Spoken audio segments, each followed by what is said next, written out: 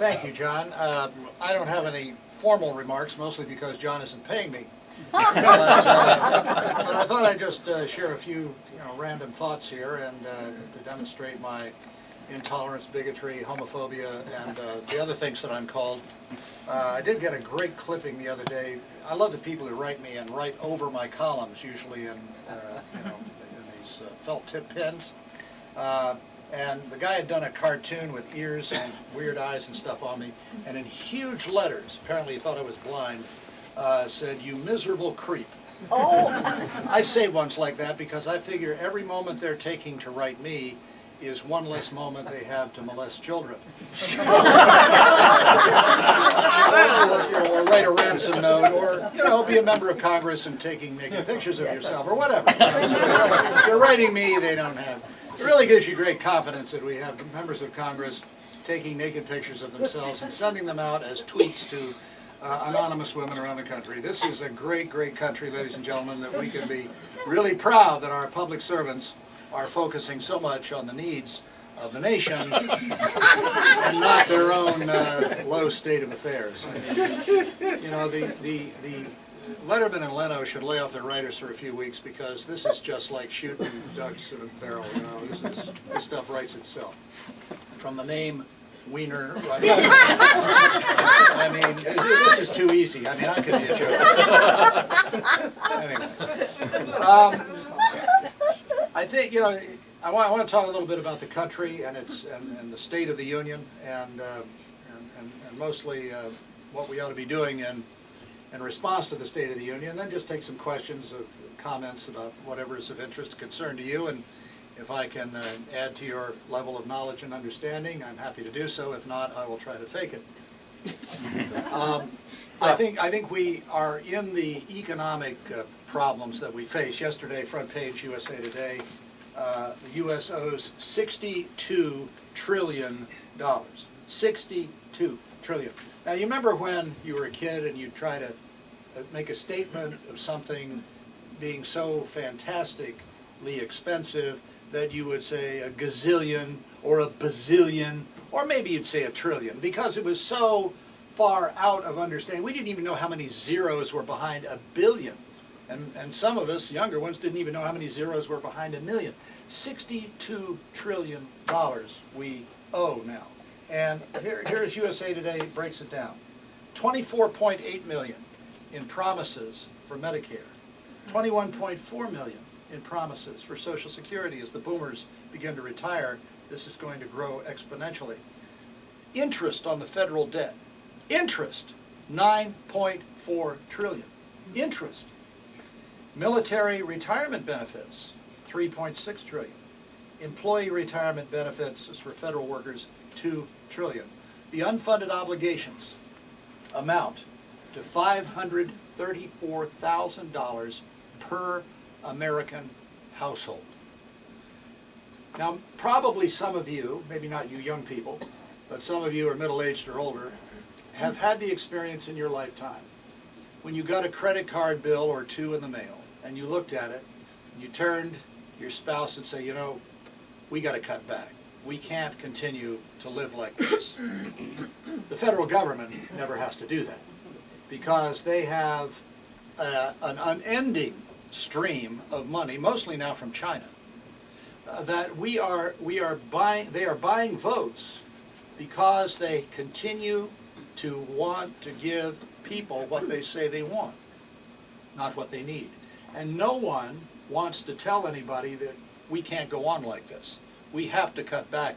We have to re-embrace the Puritan ethic of living within your means and not buying things you cannot afford. This was behind, of course, the housing crash. The crash in the housing market that precipitated all of this recession that we're still in. People were allowed to borrow money to buy houses that were too big for them and that they could not afford based on their salary, their credit record, their financial condition. But each president, Republican or Democrat, this is one of the few bipartisan activities that occur in Washington, wanted to be able to brag at the end of the year, at the end of the first term, the end of the second term, that more people are homeowners in my administration, more minority home ownership, a worthy goal, of course, to be sure, in my administration than any administration before. The problem is they were building a house of cards, and it eventually collapsed. They built it here, they built it in Europe. We spent a lot of time in Ireland. Ireland's in even worse shape. They had been in such bad financial shape for so long that when economic revival came, they overdid it. The banks lent too much, the people bought too much, they bought houses they couldn't afford, and being a smaller country, they are having a greater response to that now in their recession than we are. But we really can't go on like this. I wrote a column a couple of days ago, and I'm going to quote from it because I know no higher authority than myself. Because this is from the UK, and I read a lot of the British newspapers, and you should too, because what is happening there in the United Kingdom is a preview of coming attractions. If we continue down this road of giving people everything they say they want with no attention to giving them what they really need. And the next generation, you younger people here, are the ones who are going to be paying for it. I love it when a young person gets their first job, their first real job, and they get their first check. And they're shocked to see all of the levels of taxation that is taken out of it. Even in Virginia now, my hotel bill this morning, there's a secondary tax, there's a tertiary tax. Anybody who flies internationally now, you get there are about 8 levels of taxation. It's the most amazing thing in the world. And you know they even tax you if you don't fly coach. You fly business or first class, they put an extra tax on that. That's what I call the envy tax. It's amazing. Well, listen to this brilliantly written piece here. And I want you, this is a preview of coming attractions, ladies and gentlemen. I mean, this is what we are going to face, indeed what we are facing, relatively soon, if we don't shape up. The extinct political slogan, "As Maine goes, so goes the nation," may be supplanted by what is happening in the United Kingdom. There is a form of functional political illiteracy here, that is in the United Kingdom, that does not bode well for the United States, should it follow Britain's very bad example, particularly on matters involving immigration and health care. For several years, the British media have been full of horror stories about failures in the National Health Service. "Thousands of elderly at risk in care crisis," screamed the front page headline in the Times of London last week. This is nothing new because a headline in the Daily Telegraph nearly 2 years ago warned, "Cruel and neglectful care of 1 million NHS patients exposed." Is anyone listening? "Specialist NHS clinics are 20 times more likely to botch hip operations," reported the Daily Mail in 2009. It gets worse. Now this is nationalized health care.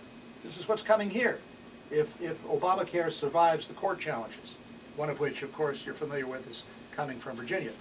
So it gets worse. "Standards of care in some wards would shame a third world country," another headline, reported the Telegraph that same year, 2009, along with "NHS spends thousands on climate change handbook." What? And "patients more likely to go hungry than prisoners." The Telegraph now reports that the, quote, "terminally ill" will now be asked by their doctors how they would like to die, and to write it down so the NHS will know. Will government then assist them to stop the care meter from running? Death panels, anyone? Last November, the Daily Mail reported Britain has fewer doctors per head of population than most countries in the Western world, and owns far less in high-tech equipment such as cancer scanners because it cannot afford them. The number of doctors in America now, by the way, risk a decline because of the uncertain future of what nationalized health care will bring. Well, that's because, said the newspaper, that while the UK health spending is on a par with other prosperous countries, its people are less healthy because too much of the money goes towards GPs and consultants' pay packets. Waiting times to see a specialist in the UK are legion.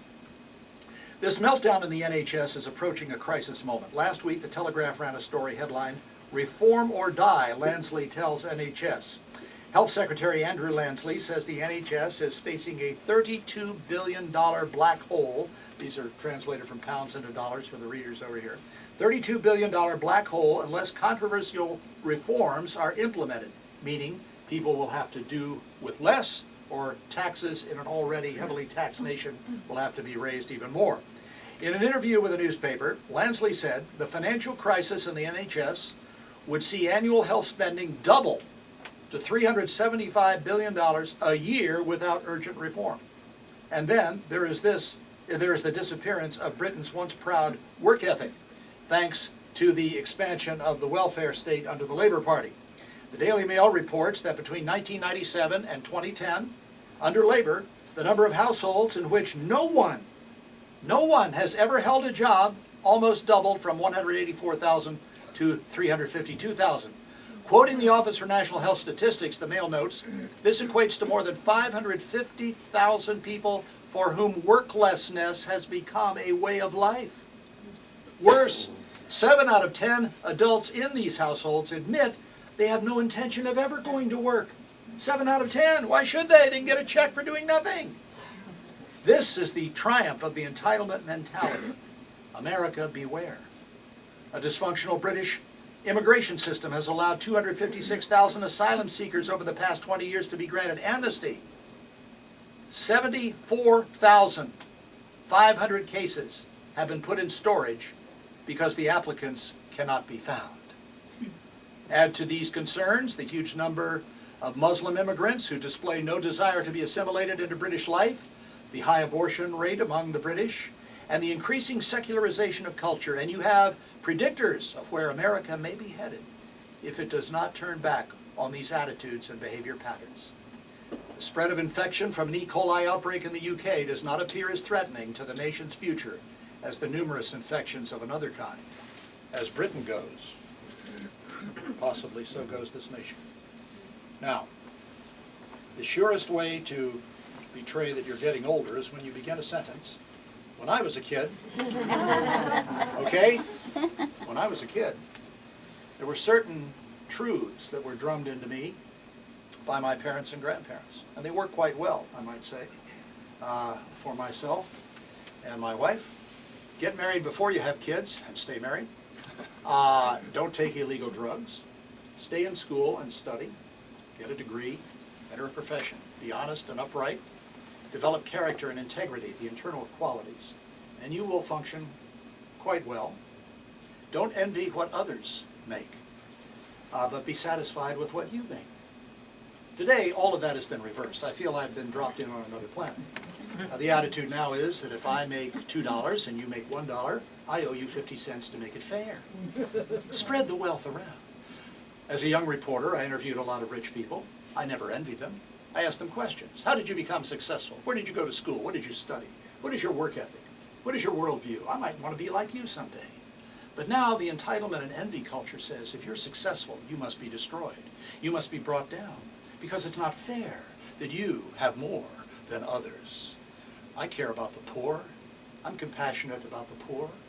But my compassion extends to wanting them to be unpoor, not to sustain them in their poverty. That's the difference between what I believe and what a lot of the reigning philosophy of this era believes. Those who want their votes only send them a check to sustain them in their poverty. For them, there are no consequences of wrong decisions. My father told me once, don't touch the stove, it's hot. I touched it and burned myself. We didn't file a lawsuit against the stove maker. He said, you got what you deserved. I learned a lesson. See, today, we just file a suit. Remember the woman who went to McDonald's, held the hot coffee between her legs while she was trying to put her change back in her purse? Coffee spilled. She got burned. It was her fault. No, she got a lawyer. She sued McDonald's. And now they have to put the temperature of the coffee or whatever they do there. It's crazy stuff. Crazy stuff. Nobody's responsible for anything anymore. If you get AIDS, Reagan's fault. Didn't spend enough money on it. Bush's fault. Somebody else's fault. I ought to be able to do whatever I want, whenever I want, with whomever I wish. And if there are consequences, I blame somebody else. Well, if you accept that mentality and way of thinking, then you are in for a very difficult life.